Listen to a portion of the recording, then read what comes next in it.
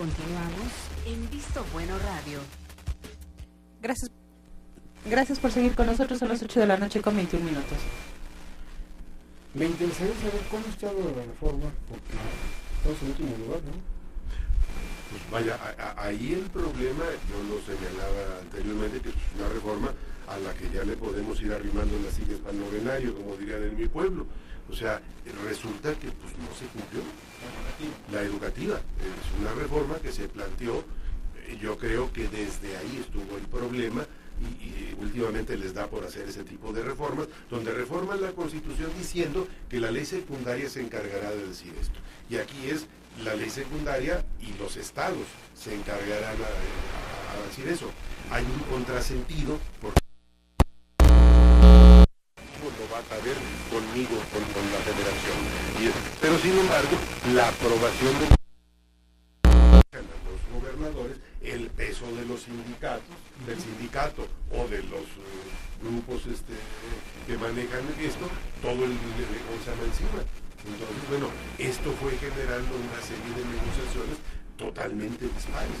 Entonces, hay 4 categorías de cumplimiento y solamente hay 4 estados que cumplieron estrictamente tal y como viene la reforma constitucional. Entonces, ahora sí, lo que se buscaba en cuanto a la evaluación, lo que se buscaba en que no hubiera comisionados y todo, Oye, todo depende de qué estado es el del que estemos hablando. Oye, ¿se valen los comisionados? Depende de qué estado, para ver si se valen o no se valen, lo cual, bueno, pues, le da al traste a toda esta cuestión. Si hay un tema que debería tener una guía federal, federalista, una guía nacional, es la educación, sin duda. ¿Por qué no invitamos a Jorge Guerrero, que nos platique con eso, ¿no? Estaría bien que también alinee con eso, porque invitamos a Ernesto Gil Eduardo, pero ha estado en una conferencia y no ha podido. Mire, por favor, estamos volviendo a la reforma. Pero dice el diario 24 horas, dice, reforma en vivo, solo 6 entidades acataron los cambios a la ley aprobada en 2013. Cumplieron con excelencia que estamos, Jalisco, Puebla y Tamaulipas, en su implementación. Cumplieron a medias, Colima, Chihuahua, Michoacán y Tabasco. Cumplieron a medias, Baja California, Querétaro, Coahuila, Morelos, Nayarit, San Luis Potosí, México y Guanajuato. Y hay errores de corrección e implementación. Incumplieron con omisiones graves, contradicciones francas a la ley general, Hidalgo, Nuevo León, Sinaloa, Veracruz, Yucatán y Zacatecas. Correcciones mayores o controversias constitucionales veremos en estas entidades federativas.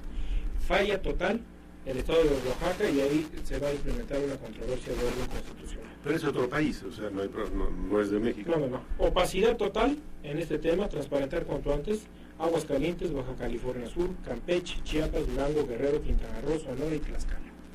Pero Hidalgo está dentro de los estados que incumplieron con omisiones graves y contradicciones francas a la Ley General de Educación. Ojalá nos acepten la invitación a venir a explicarle a nuestro auditorio por qué se dio eso o qué se va a hacer con respecto a eso. Pues porque hay que, bueno, la invitación ya está lanzada al aire. Hay varias entidades federativas, con gobernadores de extracción del Revolucionario Constitucional, así por lo que vemos en la lista, que incumplieron la reforma constitucional del presidente de la República en la materia educativa. Es un tema delicado que habrá que ver cómo se le jalan las orejas a varios gobernadores. Yo no entiendo por qué es un aspecto tan importante como el de la reforma educativa, que es prácticamente el mismo que la reforma energética, es decir, una reforma costosísima en términos políticos, si no la vas a implementar. Es decir, das los 40 primeros kilómetros del maratón y en los últimos 200 metros aflojas el paso hasta terminar gallo-gallina. Así se me figura esta carrera por la reforma educativa. Y lo peor de todo es que el gran contrapeso, el poder fáctico, que durante muchos años parecía el gran dique para transformar la educación, está en la cárcel, ¿eh? Tampoco se puede alegar que es ella la que está entorpeciendo la implementación de esta reforma. No, creo que es una falta de autoridad para hacer cumplir lo que constitucional y reglamentariamente ya se aprobó. Hay que recordar que el verdadero y gran debate no estuvo en el tema constitucional, sino en la Ley General de Educación y la del Servicio Profesional Docente. Hay que recordar aquella discusión que terminó en el centro Banamex, donde estuvimos a punto de hacer letra muerta a esta reforma. Lo que me parece increíble es que habiendo dado esa batalla, pues hoy, de hecho, la reforma no esté caminando en los estados, no creo por falta de voluntad, pero también por un cálculo muy mezquino de los gobernantes, en el que asumen que a pesar de las diferencias de partido, es decir, con el PANAL y el sindicato, el voto del profesor sigue siendo lo suficientemente importante como para cuidarlos a nivel corporativo, o sea, por encima de la educación.